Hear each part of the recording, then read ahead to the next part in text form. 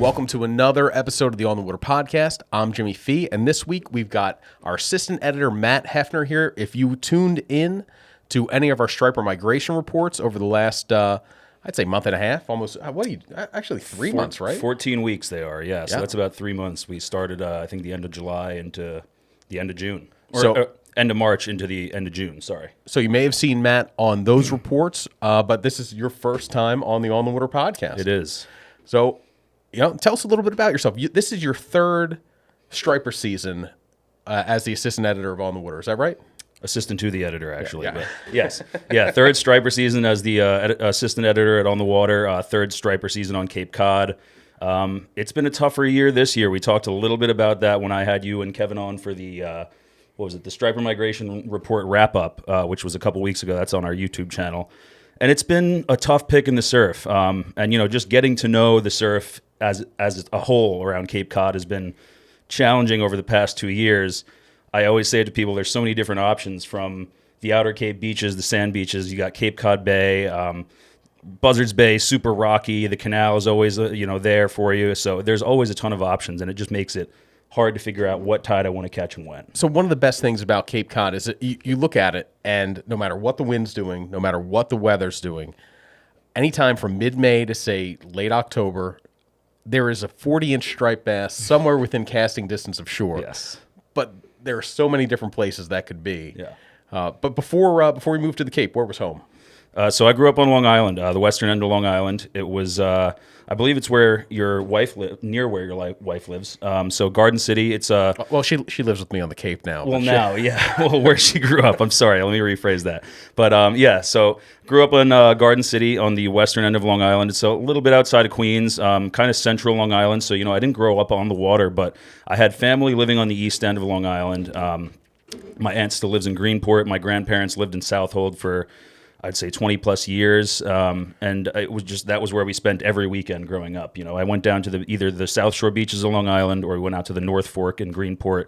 And that's kind of where I learned how to fish. And that's where I learned the very, very basics from my grandfather. I wouldn't say he's an angler by any sense, but he has a bunch of fishing rods, and I was just always the one who was super curious. So he took me out a lot on the North Fork and the bays and stuff like that. And so I knew you. My introduction to you over social media was catching carp on the fly, dude. Oh yeah, sewer salmon. Yeah, sewer salmon. That's right, dude. So you're very much like an equal opportunity fisherman. Like here you will fish for white perch, you'll fish for fluke, which we're going to talk about more today.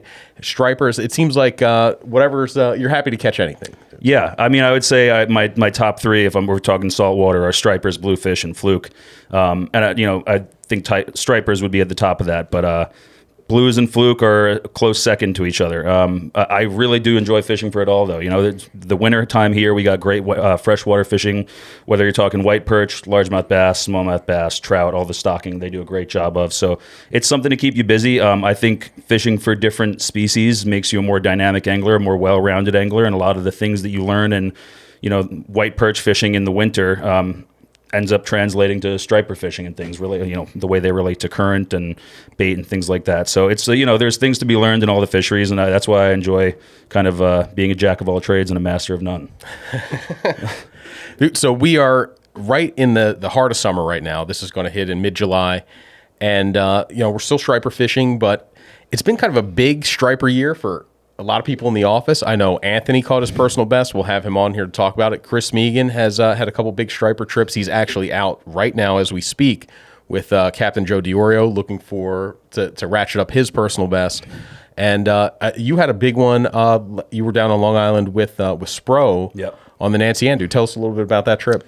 Yeah, so that's a trip that I went on a couple of years ago with Cheech, with Anthony for the first time, and it was kind of my first dipping my toes into like media trips and what we do in the back end a lot. It's a little different than a regular fishing trip. Like it's more of a charter, like hang out, take some photos, get some video. It's not just like you're not just going there to fish. Like you have to go, I've got to get some photos. I have to come back with a story of this. I need to. It's not just go there and you have to divide your focus a little bit. Yeah. Your goal is not just catching fish; it's also creating, coming back with something to for on the water. Yeah, plenty of content to be had out there.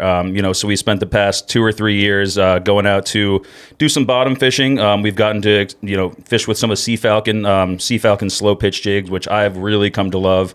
You can throw them on a 7-foot inshore rod. They do have rods that are designed for slow pitch jigging these days. But man, like dropping a 40-gram sand eel shaped jig to the bottom and just like feeling a big bluefish as it flutters back down, scoop that thing up, man. It's a ton of fun. So we would do a lot of that.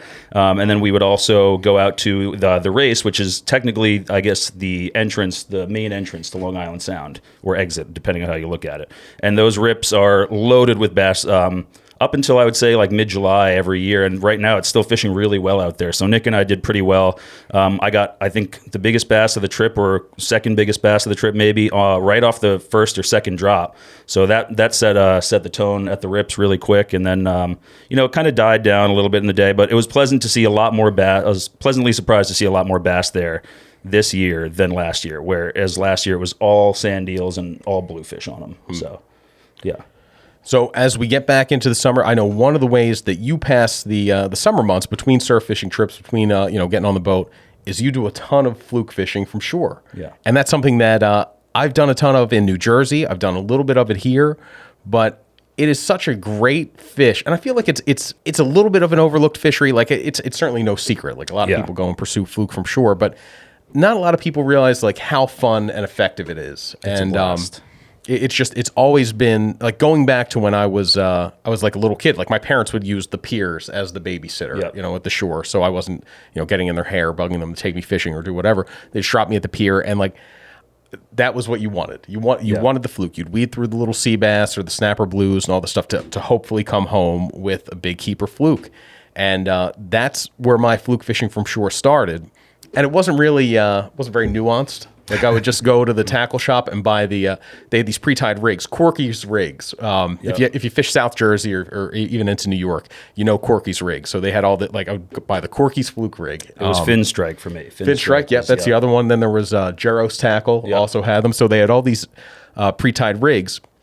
I'd cast it out there, look for my little notch in the pier that somebody had carved out with a knife before me, and just let the rod sit there and hope I'd get a fluke. And once, it happened so rarely that I remember distinctly, like, each of the keepers I caught. I get one or two every summer, and, they would be just over the keeper size. But that is not, while that's technically fluke fishing from shore, I got way more effective at it when I realized that you have to keep things moving. You can't be stationary. Fluke, because the fluke themselves are generally stationary. So if you're staying in one place, you really have to kind of luck out. You got to cover water to be able to find them. Some days if you stood in one spot, and especially this goes for, fishing from shore, if you just stand there and cast relentlessly, it's not like a bluefish or a bass where they're maybe going to come across you. It's, you got to find that pile of fish. So it's definitely a little bit more challenging from shore. But I kind of was like you. I got into it doing it from the piers, just with buddies and stuff like that in high school. When everybody was starting to get their licenses, we were like, oh, we can explore. So we would drive down to the South Shore of Long Island. You go down to the piers. You kind of just fish the squid strips off the piers and catch everything. And eventually, I've done a lot of kayak fishing around the country. And I just was like, well, if I can do this from the pier, I could do this from my kayak. And started doing it from the kayak and really fell in love with that. All the channels and back bays on Long Island, and then eventually started targeting from the surf. Now here we are on Cape Cod. I don't really do it from the surf so much out here on Cape Cod. It's more of a salt pond estuary bite, but the channels tend to hold a lot of fluke, and that's kind of the areas that I look for when I'm targeting fluke. Yeah, so I would catch them by accident. Like once I got kind of moved beyond the piers, became obsessed with stripers, I would catch fluke by accident in the surf. Like once in a while, one would hit a bomber or Hopkins or something.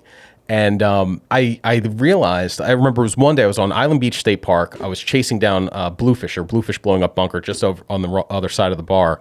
And I saw an osprey hovering in tight, right basically where the breakers were coming up. And he dove, and I assumed he was going to come up with a bunker. He came up with a good sized fluke. And then later that day I saw another osprey get another fluke. And I'm like, man, they were right. I mean, if you were wading in, they were in less than knee deep water. Right. So after that, it really changed the way I looked at surf fluke fishing. I didn't think you would want to cast out. You would want to work, because you couldn't effectively fish bait that shallow. Yeah. So you wanted something like a small jig that you would then be able to work those troughs or the beach lip with. And from that day, dude, like it's it really became kind of a summertime savior for me because I used to work at a tackle shop in Ocean City, New Jersey. We'd have good striper fishing through about mid-June, sometimes the end of June. And then you had resident stripers in the back bays all summer. But if you wanted to fish the surf, it was either catch kingfish or then I learned you could do the fluke fishing. And that was that became like my summer go-to. Yeah. Yeah, it's a fun way, especially up here on Cape Cod. I mean, it doesn't matter where you are, but if you have no problem wet wading, that's what I'd kind of do. Once the water in the backwaters hits around 70 degrees, I'd say, that's when it's still a little chilly, but you can get away with a pair of shorts and, a sun protective tee or a hoodie or something like that. And you were talking about super lightweight jigs, Jimmy. So, Andy introduced me to these shad darts 2 years ago or so when he was tying them for white perch. And I was like, man, these would make a great little fluke jig. So now once a year, Andy and I kind of order these shad darts and we tie them in to look like grass shrimp or small juvenile squid or spearing. And it's a really fun way to, pass the off season and then look forward to fluke fishing in the summer. Speaking of juvenile, do you know Andy's nickname for shad darts? Oh, is it? It's just sharts. Yes. Yeah. He combines the two words together. Yeah, it's great. But the first fluke darts were something that I also used. Rich Andrus, who was he's a lure maker out of Millville, New Jersey. Sure.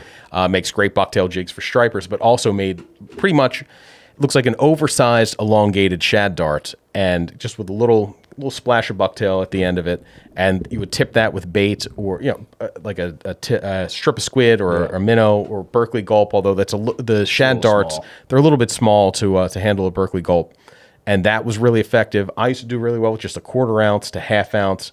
If it was pretty deep and the current was moving, you go to a 1/2 ounce jig with like a Berkeley swimming mullet on it. The gulp swimming mullet, and they were. It's simple. Like they're so aggressive, especially when they're in the surf zone like that. I don't think you need to worry too much about color. I don't think you need to worry too much about the scent. I think it's just getting it moving and getting the right profile and getting it moving in a way that's enticing them. Just have it kind of skittering along the bottom. Yeah. And it's really reliable, dude. And like you said, it's fun and relaxing, and you can do it before the lifeguards get. That was my move. I would go there before the lifeguards hit, because then they would kick you out of the bathing areas, right. And you would catch them around the sandbars and the cuts, but also right along the jetty rocks on the open beach was probably the prime spot. Some of the biggest fluke, especially, were right next to right next to the rocks. Well, you think about all the bait that's getting corralled in the jetty rocks, and that's got to be what it is. And I would catch everything from fluke to small weak fish to northern kingfish from the jetty rocks. It was really they hold a ton of life during the summer. So if you're interested in mixed bag fishing, it's not just fluke that are out there for you in the summer surf. So up here, you said you're not doing it on the open beaches, on the ocean beaches so much. You're more in the back bays. Tell me about what you did this with Andy, right? With Andy Nebraska? Yeah, Andy, I would say, was kind of the one who introduced me to fishing in the salt ponds and the back bays and up near some of the rivers and whatnot. And once I figured out that was more accessible than kayak fishing for fluke on Cape Cod, which it is, but it's not like all these winding, meandering channels in the back bays of Long Island where, there's fluke just paving the bottom. So you really had to work to find them. And what Andy showed me is, find moving water, whether it's wind current or tidal current, and also, look for troughs and the same kind of features you would look for in the surf. So, shallow sandbars adjacent to cuts or troughs, and that moving water is really the most essential part of it, I would say, and choke points too. So, anywhere that you have a channel, a lot of the same places that I would target stripers in the backwaters earlier on in the season end up becoming pretty solid fluke spots. And when you think about it, it's just because they're kind of ambush predators. A lot of the times when I'm jigging, small little shad dart like that up the ledge, those hits come right on the ledge. They don't come down in the middle of the trench or anything like that. It's as it's coming up. So I think they're very advantageous predators in that sense. So that's kind of what I'll look for is, skinny water, a lot of moving water, and you'd be surprised, these fluke are in 5 feet of water. So you really don't need to, even with fast moving current, go much heavier than 3/8 of an ounce or 1/2 ounce at most, which makes it a lot of fun with like a 7-foot setup. Yeah, you get kind of hung up if you do some boat fishing for fluke. You get hung up on I need to go to Nantucket Shoals where it's 100 feet deep, or I need to go to the Jersey Reefs where it's 60 to 70. And you don't realize that these fish are so predatory and they're so widespread that right now we have Fluke in, like you said, 5 feet, 4 yeah. feet of water in the bays, all the way out. You can go 40 miles out from Falmouth Harbor to Nantucket Shoals, and there's going to be Fluke in 100 feet of water there. So you don't have to wait for your couple big trips a year out to get Fluke. You can get your little Fluke fishing fix right from shore, through the summer, and they'll be there through October. I mean, past the end of the season. Yeah. I mean, September is when I think September is probably one of the best months for it, just because the water seems to be the warmest at that point in the year. They haven't exactly moved out of the salt ponds or the bays yet. But yeah, I would say September is probably the best month for it. Everglades Boats is an industry leader in premium offshore fishing boats. Founded in 1997 by boating industry legend and former Boston Whaler executive Bob Doherty, Everglades revolutionized the boat building industry with the invention of the ram cap process for one-piece unsinkable hulls. Respected for its renowned hull ride, Everglades builds center console and hybrid boats from 25 to 45 feet that make a statement about the status and savvy of their owner. Everglades has received numerous industry awards and achieved an unparalleled reputation for superior safety, performance, and quality. For more information about Everglades Boats, stop by your local dealer or visit evergladesboats.com. Everglades Boats, built for beyond. So what happens in September, too, is that you've got all the juvenile bait fish that are schooling up, so everything is feeding hard then. You've got the albies feeding, you've got the stripers and blues, they're moving in to catch the peanut bunker, the mullet, the spearing, everything that's moving out in the Fluke, too. Yep. Being predators are taking advantage of that feast, all those exiting bait fish.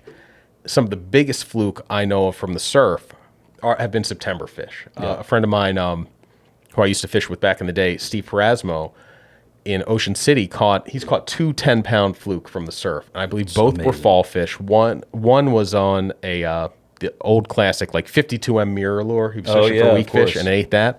The other one, he was fishing for Fluke. He'd cast net some mullet and just had like a little egg sinker, and then the live mullet was drifting it through an inlet there and caught it. So I don't know how many people have caught like a single 10-pound Fluke from shore, let alone 2 of them. I know Shell Karras has a 10-pound Fluke from shore. That's somebody else. He's written that story for us in the magazine about Fluke fishing from the surf. I know that's one of his favorite summertime pursuits. As soon as the stripers leave, his home beaches down in Ocean County, New Jersey. Yeah, I mean, a 10-pound Fluke from shore or from the surf, wherever, if it's anywhere remotely within shore, I consider that a huge win. Most people would consider like a 5-6 pound Fluke a big Fluke, and I would say if I were to catch one in the backwaters like that, that's like a backwater doormat. So I caught one this past weekend with my buddy Sean, who was up from Long Island, and that was probably one of the biggest, if not the biggest Fluke I've caught this year. It was probably around 20 inches or so, maybe, and it hit one of my own jigs, so that was very humbling. It was awesome to see.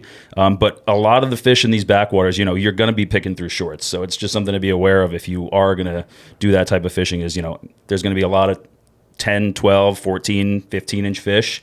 And I think in Massachusetts, a keeper is 17.5. And I've let all of them go so far this year. But well, you're a better man than me, because I think the first keeper would go home for me. Yeah. Well, there's shallow backwater areas, and you want to continue to see the Fluke there. So that's a good point. You don't want to steward of the resource. You don't want to wipe out your little honey hole there.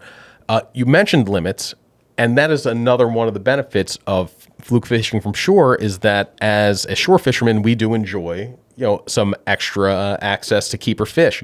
Massachusetts, for example, anybody fishing from shore, it's 16.5 inches as a minimum size.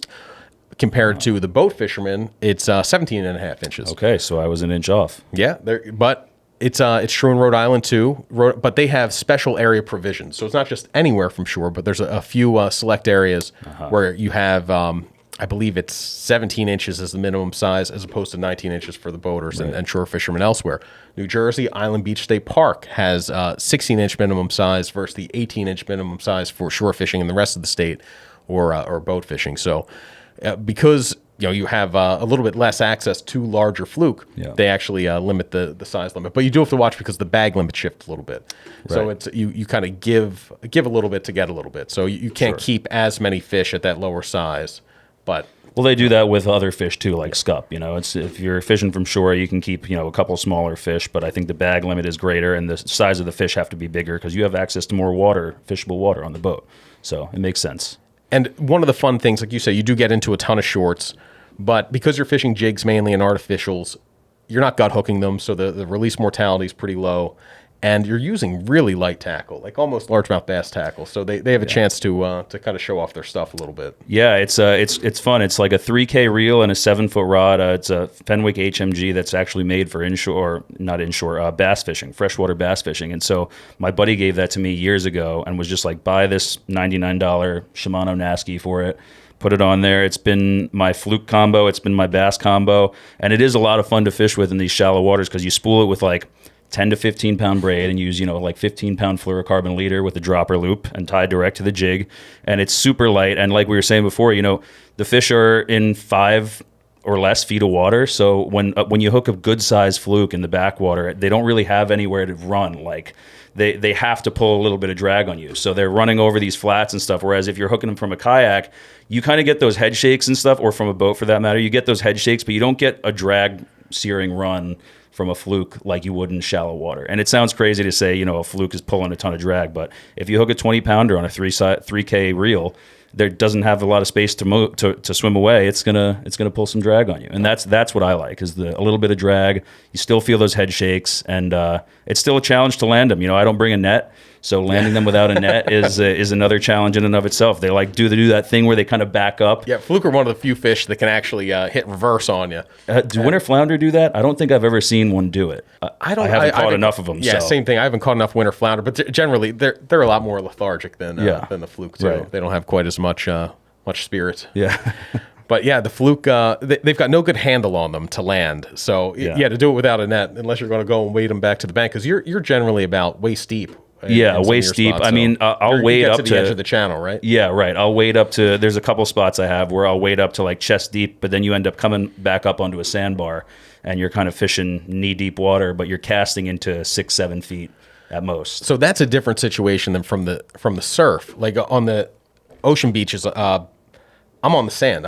Maybe I'm ankle deep. Yeah, right. But since the fish will come up so close, and it's one of those situations where you really want to fish or retrieve all the way through. If you cast out and you work the first half and then burn it back to make another cast, you're going to miss, I want to say maybe not 90%, but maybe 60% of the fluke that are out there. They tend to be right on the beach. That's the best. And they're built for that. The ospreys with their vision can see them, but the bait fish can't, as the fluke kind of blend into the bottom. The ones you catch on the beaches are really pale.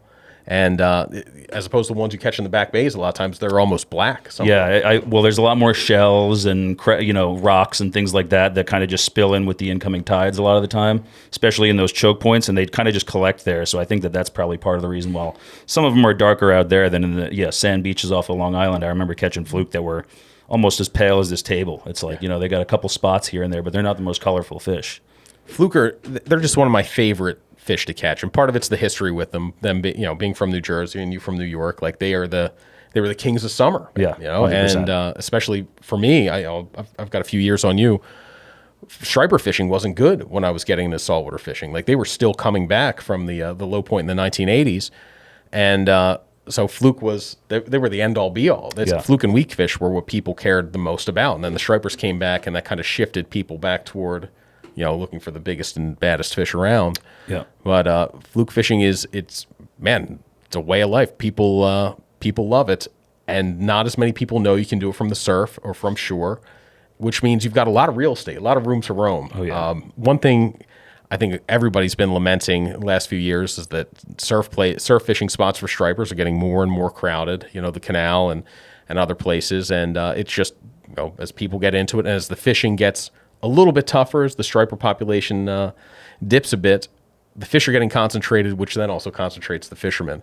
With the fluke in the summertime, it's such a nice break from that to be able to just go and walk an open sand beach and not have to worry about getting there early to get your spot, or if you. It's just a great. It feels like summer fishing. And it's funny too. Like a lot of the times, people will just expect that you're going to be casting big plugs or something. They see a fisherman on the beach, they're like, he must be striper fishing, or maybe scup or something like that. But then they see you casting these tiny little jigs, like 15 feet from shore, into a shallow little trough, and they're kind of like, what are you fishing for? It's at least up here, I found like a lot of people don't really understand that they're that accessible to them. So that's something I've really come to enjoy, is, showing people how to catch fluke in shallow water and stuff. And part of that is like, it takes, while you do catch some by accident, you're not going to get that many. It takes a real targeted effort to catch the fluke from shore. Otherwise, you're either working it too fast, you're working a lure that's too big, or you're not even fishing the right areas for them to be. So it's once you figure out where they're going to be, find that little that dip or channel in the backwaters, a little depression where they're going to hold, or just the sandbar or next to the jetties on the beach, you can really do well. And the key I found, at least for ocean beaches, is to keep moving. Oh yeah, like you got to cover a lot of ground. They're going to let you know right away if they're there. It's not like striper fishing again, where you may want to stake out a spot and wait for the right part of the tide for the fish to move in and feed. The fluke, they're either there or they're not. So they're not necessarily. They do some moving around, but for the most part, while you're there, you're better off staying moving, staying mobile until you find a little pile of them. And then once you find them, there's usually, sometimes it must look like like shingles down there. Oh yeah, there's right. so many of them. I know. Family owned and operated for over 65 years, AFCO represents unparalleled quality, performance, and reliability when it counts most. From inventing the roller guide to introducing the world's first pair of true fishing shorts, which are some of the most comfortable shorts you'll ever own, by the way. AFCO not only delivers products proven to perform on the water, but are true leaders of conservation as well. Their pledge to protect and conserve has 10% of your AFCO purchases going directly to supporting conservation initiatives. Beyond their fishing shorts, a couple of my personal favorites are the Barricade Elite bibs and jacket, as well as their line of Reaper sweatshirts, pullovers, and jackets. Check them out at afco.com. AFCO, any fish, any water. So going back to what you just said about, striper fishing and how you want to kind of stake out spots sometimes, there is some element of that in fluke fishing from the surf. So it's, you kind of want to be able to read the water and read what the water is doing. And if you can see that there's, an active sandbar that's, 100 yards out and there's a cut somewhere nearby, fish around there for a little while. Those fish are, if they're moving at all, they're moving in and out of that cut, when the tide is right. And being able to read the surf is definitely helpful in not only striper fishing, but fluke fishing for sure. And something I used to do, actually, I did it a couple times when I was fishing on the West End with some buddies out by Breezy Point, was if you wanted to know what the sand structure was like, just put your rod down for a couple minutes and walk into the water. I mean, you're not going to spook all these fish in one area, but, sometimes all you're looking for is literally like, you can be knee deep and then it drops to waist deep and then you're back up to knee deep again. And that little tiny, dip in the sand is where the fluke are going to be holding. It's little things like that help you pick apart the surf and find those fish. Yeah, it doesn't have to be super dramatic structure. Yeah. And conditions are also pretty important, especially out front. You want calm surf. Yeah. It seems like the calmer the surf, the better the fluke fishing is going to be. Maybe a little bit. You don't want glass calm. That seems to be tough for everything. But you're not looking for big stormy northeast conditions that would turn on a striper bite. You want something that's a little bit more mild. Speaking from experience in New Jersey, south wind cools off the water temperature. It blows in the weeds. It was my least favorite wind. Continues to be my least favorite wind. And it's funny. I was talking to Shell Karras the other day, and he was saying, I was asking him how the fluke fishing was. He said it's been pretty tough because of all the. I mean, that's been a common theme for Anthony and I doing the offshore reports, is how much wind we've had, especially southwest wind. And Shell said it's even hurting the fluke fishing from the surf this year. Well, it creates that upwelling down in Jersey, right? I mean, that's the big reason. It brings all that cold water in. So, but one technique. So I've done mostly jigs. Once I graduated from the Corky's rigs and sitting and spiking the rod to the jigs, mostly that's what I've done. But we ran an article, or you did an article this year. Yes. About a fluke technique that I'm really excited to try this year because, one, the guy who you wrote about, Roger I, he has a lot of videos on catching fluke on jerkbaits, and man, it looks like so much fun. He's caught them up to 8 pounds, right? Oh yeah, I would say some of them have been pushing double digits. I don't know. He's gonna have to check that scale, but yeah, he goes by Cooking and Fishing on Instagram and YouTube, and like it says in the article, I just found him. I stumbled upon his content one day while I was just like scrolling through the Discover page on Instagram, and I see this guy who's standing on what looks to be like a big channel edge somewhere in northern New Jersey or Long Island, and he's casting jerkbaits, like freshwater largemouth bass jerkbaits, not SP minnows or anything, on like casting gear, like Lucky Craft, right? Right, exactly. That was one of them. So Lucky Craft pointer. It's a really popular suspending jerkbait for largemouth bass. I've got a bunch of them, and I've never thought to throw them in the surf or throw them for fluke. Yeah, I mean, he's definitely very on top of like tweaking his tackle to make sure that if he's replacing the hooks, it doesn't affect the sink rate or the buoyancy of it. Terminal tackle's got to be able to stand up to like an 8-pound fluke or something like that. So he's definitely made some changes to really dial that bite in. But it seems like a really exciting way. He even fishes with lipless crankbaits a lot of the time. He said that's pretty much like a peanut bunker bait. So we're talking about September fluking and how great it is. That's the time of year when peanut bunker are around. Start throwing those lipless crankbaits in some of the channels and stuff like that. And it sounds to me like Roger was saying, it's just as easy as lift and drop. And as long as you can feel that vibration and you keep some tension on the line, I mean, those draw some pretty heavy duty reaction strikes from fluke. Dude, I had a saltwater rattle trap. I used to hammer everything on, dude. Everything ate it. Weak fish ate it. Bluefish ate it. And I don't know. It's one of those things that you just stop fishing for some reason because you're like, oh, like this isn't the lure. I'm above this. No, not that you're above. You're like, oh, like rattle traps aren't for saltwater. So I stopped using it. And then recently I talked to a friend of Kevin Blinkoff's who said like that those are the baits for weak fish, like in Delmarva. Like the guys that are catching big weak fish are throwing rattle traps. So I just bought a whole bunch more of like pink and gold and stuff rattle traps. So haven't caught any weak fish on them, but maybe I'll be able to translate them to some. Yes, some fluke, I've heard, and I have not done well with them, but I've heard that the Yozuri twitch baits are great for weak fish. So I don't know if that's because they kind of vibrate the same way that a rattle trap would in a way, but I don't know. That's what I've heard. Dude, one of the most, I don't want to go too far down the weak fish road. Yes. We'll be here for a while. But one of the best weak fish baits, which we already talked about, was that Mirror Lure 52M. Yeah. And there was one, I think it was called Purple Demon, was like the color you would use at night. And then there were some other pink colors. But that was really like a do-nothing bait. Like you would cast it out there, it would sink, and you'd lift it, and it would fall just the right rate. And, I mean, like I said, my buddy Steve caught a 10-pound fluke on that. Those caught everything in the South Jersey inlets. Yeah. And they that's another one, dude. That's another lure that I have a ton of them that are sitting somewhere in my basement, rusting away, that I've never bothered throwing here on Cape Cod. You can pass them off to the assistant to the editor. I'm going to hang on to them. Some of them are museum pieces at this point. I don't even know if they still make them. So we talked about the jerkbait fishing forum. I definitely want to give that a shot. Some of the one of the topics I wanted to cover too was the bycatch of the summer fluke fishing, and that's something that when you're striper fishing and you're focused on that, like I'm not really interested in bycatch. Like give me my bass, like the bluefish. Sometimes they're I love catching bluefish when I'm looking for bluefish, but when I'm striper fishing, I'd rather not. But the summer fluke fishing, like you don't. That's your chance to catch something weird a lot of times. Yeah. I know guys that catch kingfish on the teasers and the jigs a lot, like northern kingfish, which are much more aggressive than you give them credit for. Yeah, I would say so. People catch in New Jersey like the occasional speckled trout, the cousin of the weak fish. You catch the weak fish. And then there's always this one where it's kind of it's very exciting at first until you realize what's happening. And this was, it gets you every time because like you think you hook something, it's screaming line, like it's really heavy, and you're like, this is a big striper, or maybe this is a cobia, maybe this is something very cool. But it's 90% of the time it's a cow-nose ray. And those they're the worst. They're the absolute worst. Cow-nose rays are, if you've spent a lot of time fishing in Long Island, New Jersey, you know what they are. North of, they don't really get north up here, really. You see them offshore. I have not seen them up here. I used to see them all the time in the back bays of Long Island. Did you see them in Long Island Sound at all? Or? I haven't, but I know people who have. I never really did much kayaking. That would be a good question for Nick if he's ever seen them in the Western Sound there.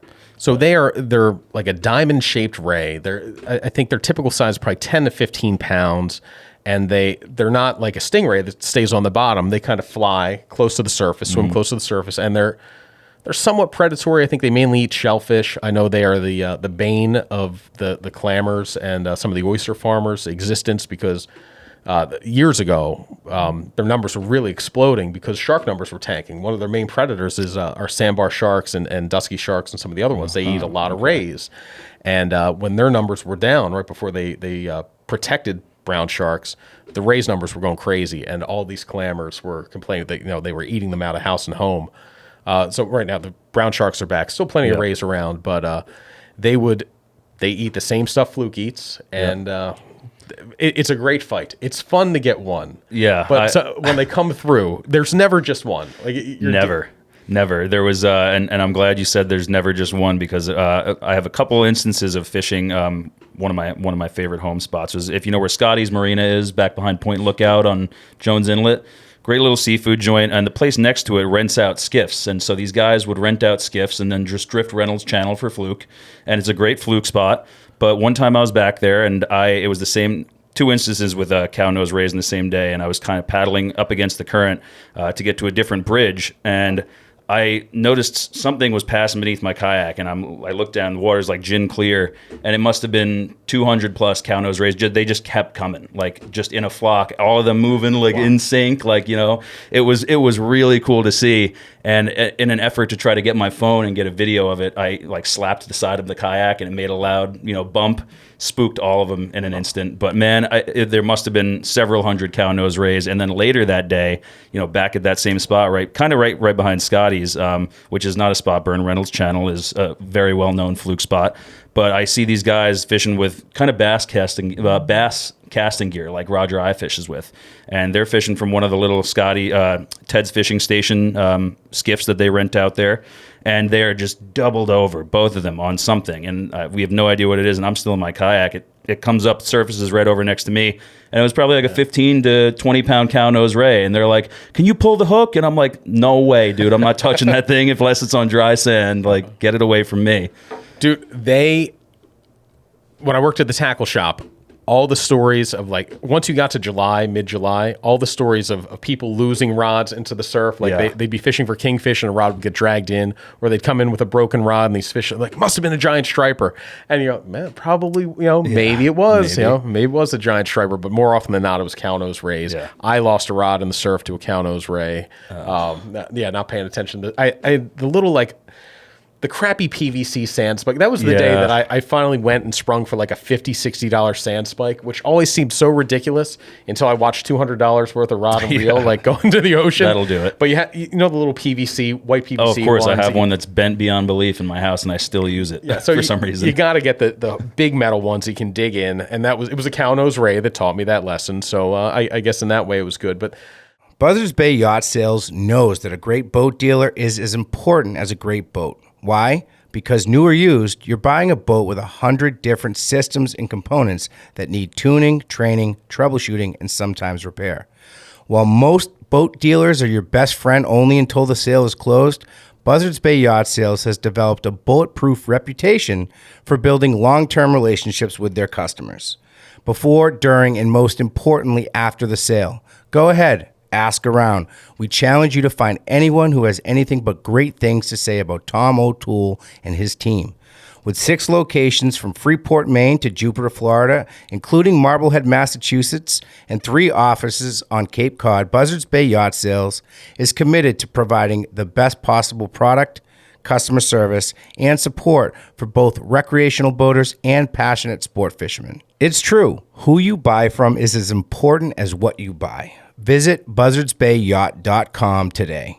So we ran another article in the June issue by Robert Nelson about fly fishing for cow nose rays. And when he pitched it to me, I was a little skeptical at first. I was like, I want to hear a little bit more about it. Yeah. He showed me some pictures, told me about it, and sure enough, you know, he's fishing on sand flats, almost sight casting to them, and using flies that look like baby sea robins. Right. He said a lot of times the cow nose rays will move in and they're eating, you know, the time of year they're moving in onto these sand flats, it's right when you have the young of the year sea robins are moving out.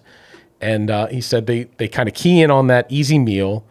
And he said it puts a hell of a bend into a 10 weight. Yeah, I mean, he originally titled it, I believe, Bat Out of Hell when he sent it to us. So that just goes to tell you what it's like fighting one on a fly rod. Always love a good meatloaf quote. Yeah. So that fly fishing, that's a way I would kind of like to, maybe I'd like to target cow nose rays like that. Maybe. But I did get more of an appreciation for them just this past summer when I was down in Virginia, and you would look for them for cobia near them. Yeah. So there were certain times that the cobia would be hanging on top of the schools of cow nose rays, and it wasn't I must have annoyed the shit out of the captain, because I was like, like, oh, I fish a lot. Like I'm going to be able to spot these fish, and I'll be spotting them left and right, just like the captain. So all day, dude, on the I guess it was the end of the first day and the first half of the second day. Like by the second half of the second day, I'd kind of gotten my sea legs, so to speak, and I was a little bit better at seeing what was a cobia. But I was pointing it there. I was like, "There's one right there." He's like, "That's seaweed." I was like, "There's one right there." He's like, "That's two rays together." And like, "There's one right there." He's like, "That's a buoy." Everything looked like a cobia, but when they do mix in with the rays, it's a little tricky to spot. You've got a brown fish over brown rays, right? And so often there would be two rays together, and I would be like winding up to cast. He's like, "Rays." He just left it at one word for that. Raise. Yeah. But false alarm. So I'd like to talk a little bit about that trip. Like, I am in love with cobia fishing. I want to do a lot more cobia fishing. Like, that was really cool. I caught one in 3 days. That's okay. You did it. You checked the bucket list. I got one. But when I go back, I want to do things a little bit differently. The program that this captain had, and I get it. Like, you're a captain, and it's a results-based business, right? Like, you're trying to be able to say, okay, we caught 10 cobia today, and go back and tell other clients, put it on your Instagram. And so what he usually does, and for his clientele, he sits up in the tower, spots the cobia, casts the cobia, hooks the cobia, hands the rod down to the person to fight. And that, to me, like, I understand where he's coming from. Sure. But I'm like, man, like, you were taking the best part of the experience away from it. It's almost like I'm not catching the cobia. It's like you are you're reeling it in and you're catching it, but you're not. Like, it's not step one. Fishing's different things to different people. Like, some people are plenty fine. You get to feel the fight, this big strong fish, and that's great. But I was being a pain in the ass. Like, I know I was. Purist. No, it's like I didn't.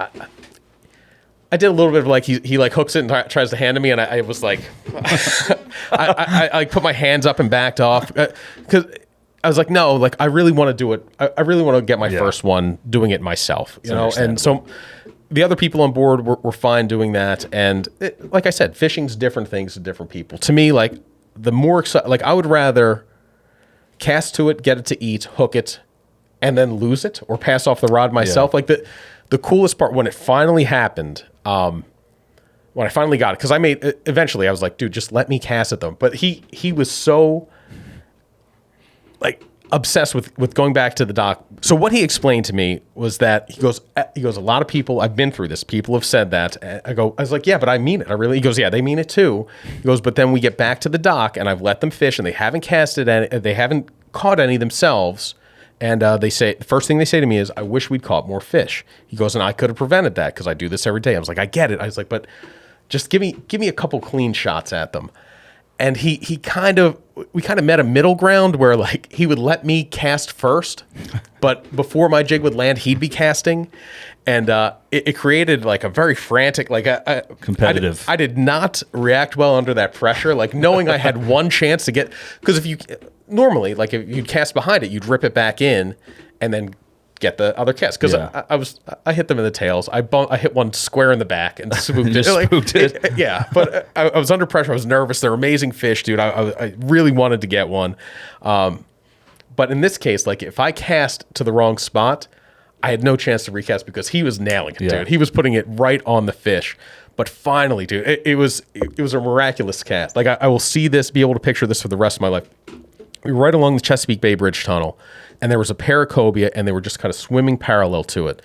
At the end of the day, so we looked for them on the schools of red drum, and we looked for them kind of over rays. And then at the end of the day, the tide got just right, where you had the outgoing tide, and it had built up. It was a full moon.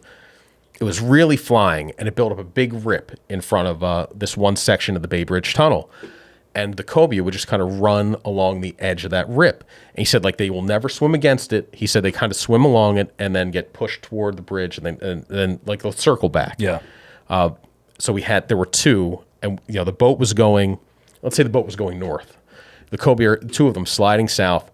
And at this point, like, I had stormed the tower. I was up in the tower with the captain. Like, I'm like, dude, I got to get one. He's like, you can come up. You can come up, fish in the tower with the grown-ups. And I got I'm throwing and mine's in the air and he throws and the cast throws and the mate throws and like their line's like made an X over my line. No. Mine like miraculously lands 3 feet in front of the fish. It was a soft plastic paddle tail. And what I'd done, I'd done everything wrong at this point, like with previous fish where I'd cast out and I'd retrieved it too fast. I'd retrieved it too slow and it sank down. This one, I guess what the mode is, you want to like cast beyond them real fast to get them looking and then slow it down and put it right in their face. Okay. So they eat out of aggression. From what I understand, when they're on the surface like that, they're not really feeding so much as they're, I don't know if they're sunning themselves and digesting, or if I think that's mainly what they're doing, or they're moving from spot to spot. Sometimes we saw one group that was spawning, and there was one big female and then a bunch of smaller males, and they were all, those fish wouldn't eat, but it was really cool to see them doing doing their thing. But you know, they're not actively feeding, so it's kind of a reaction strike. You're almost aggravating them into biting, or maybe they're just being opportunistic.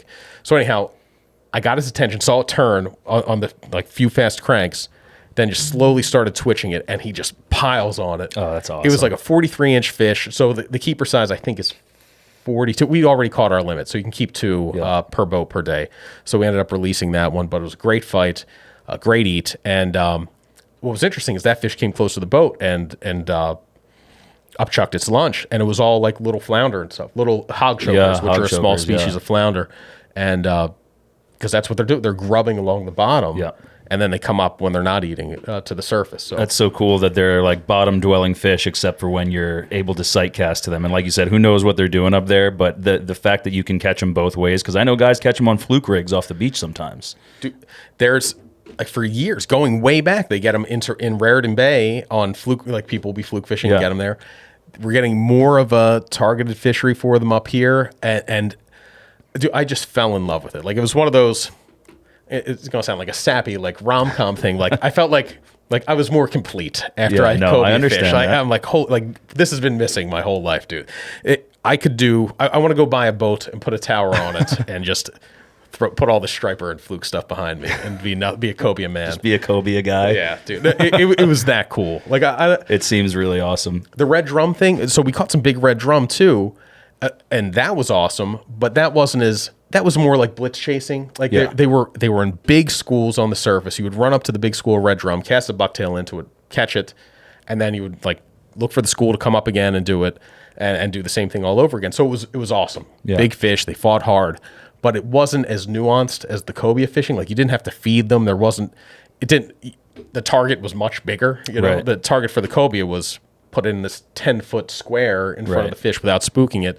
The red drum was like just hit this 100-yard long school of drum and put it right in the middle. But if you were short or outside the school by like 3 feet, they weren't turning for it. So what are the drum doing on the surface? Because they're not necessarily like how often do they get caught feeding on the surface like that? It doesn't seem like they really blitz super hard. This year, if you talk to those guys, they're like, this is the best drum year they've ever seen.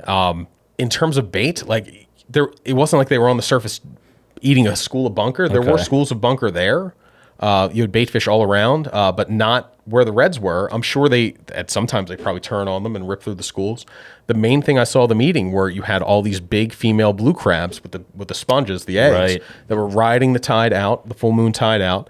And if they got too close to the drum school, you would just see one pile on it, and then it would just be like a little bunch of goo and legs exactly, and then you'd have a bunch of them like rolling through that. It's like its own chum slick in a way. That was the main food I saw, and at first you're like, man, how can one crab every once in a while sustain all these fish? And then you talk to some people down there, like, you have no idea how many crabs there actually are. Like there was so much food for those things to sustain that it was really cool, man. But the drum thing.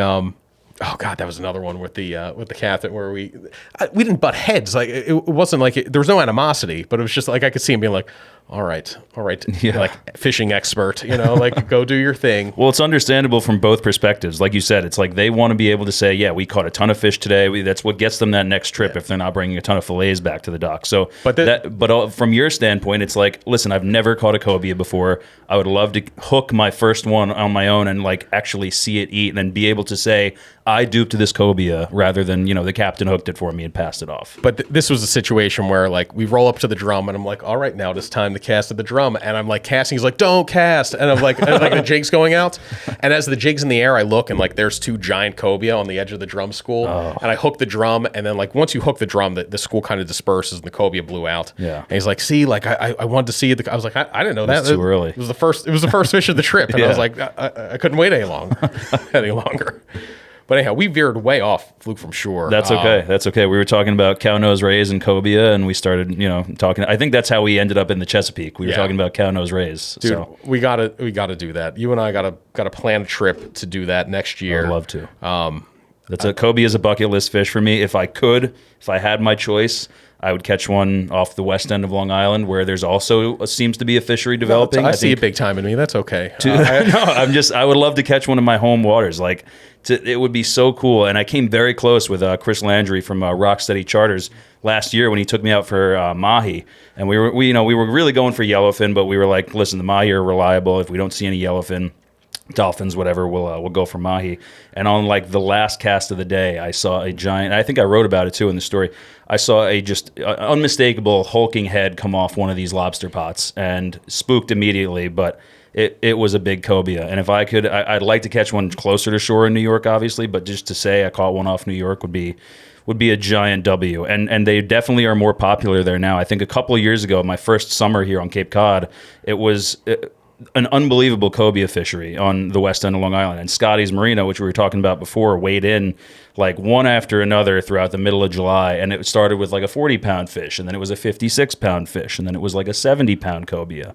And they just kept going up. I think the highest was somewhere in the 80s. So the fact that you could catch one of these fish just milling around on the surface or off of a channel marker or a lobster pot or something like that on a bucktail that's 86 pounds is pretty unbelievable. Dude, and they are such interesting fish. Like their dorsal fin is just a series of spikes. Like there's a little prehistoric look to them. They've got that weird head and mouth. They're kind of sharky, but not quite. They've got a bunch of weird names. Like Ling, I know, is one of the names for them. Really? I think lemon crab eater is another name, which you can see they were tagging crabs down there too. And then lemon fish, I think, is one.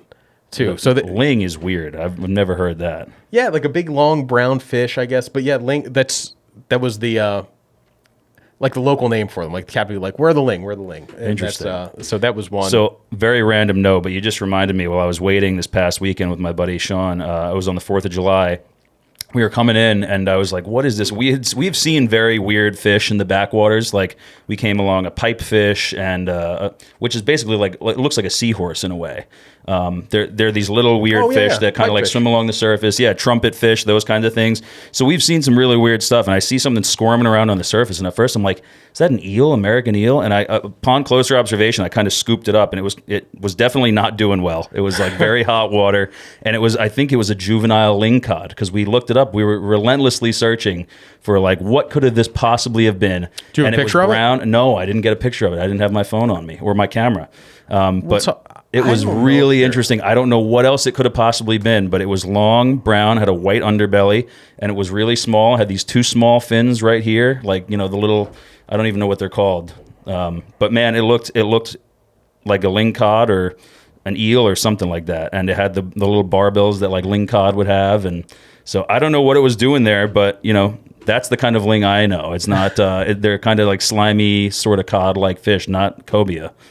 Yeah, dude, I don't know why it's the nickname, but yeah, man, that's what you touched on there is like part of the fun of the summer fishing is like the potential for weird. We're not quite at the part of the summer where you get the tropical visitors because you'll get the warmest water of the year comes in late August, early September, no matter where you are in the Northeast, and that's when you do see. I was just texting with a guy about this the other day about some of the weird summer visitors we get last year. Tarpon on Cape Cod, 150-pound tarpon or 100+ pound tarpon on a bluefish head. Somebody was fishing for sharks off the beach. This guy was talking about his dad caught Kobe Goodrich. His dad caught a African pompano one time a few years back. Really? A little one. It's with all the filaments. That's so cool. Andy Nebreski caught like a 5 or 6 pound Jack Crevalle.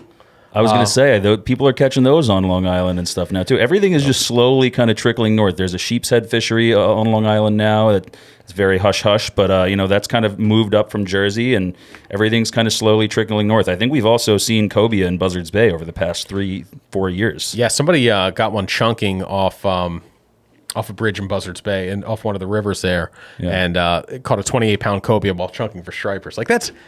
I feel like I never get the surprise catches. Yeah. Like how many casts do you have to make in the surf to get one of these weird, like super weird things? Like I've never hooked. A lot of people have been hooking sturgeon, although they tend to be foul hooked. But that'd still be pretty cool. Hooking the tuna from the beach. Like I want my weird. Remarkable. One catch. of my other bucket list fish that I'm always hoping I'll run into when I'm fluke fishing from shore specifically, and it's more common down on Long Island, would be running into like a triggerfish. I know a lot of people take them on bucktails. I've never caught one. I've also heard the gray triggerfish that are more common there are really good eating, and they pull a ton of drag. They fight pretty hard for their size. I mean, I was just at the Woods Hole Aquarium, the Science Aquarium, this past weekend, and they have a couple of triggerfish in there, and those things are just sheer muscle. Dude, they're super aggressive. They're really strong. They are a pain in the butt to clean because their skin is like basically leather. So to maybe get I through don't want to keep one then. No, you definitely do. Because you get a little pork chop off it of meat, of the fillet, and it's delectable. So on that note, dude, it's just about lunchtime. Yes. Thank you very much for tuning in to another episode of the podcast. Good luck if you're going out fluke fishing from shore, whether you're in Massachusetts, Jersey, or further south than that. Somewhere close to home, there are some fluke within casting distance of the beach, and it is a great way to pass the summer. I know Matt and I are going to be doing more of that over the next couple of weeks, and we'll catch up with you with a new podcast in 2 weeks. Yeah, and I'll see you guys in 2 years because that's how long it took me to get on the podcast.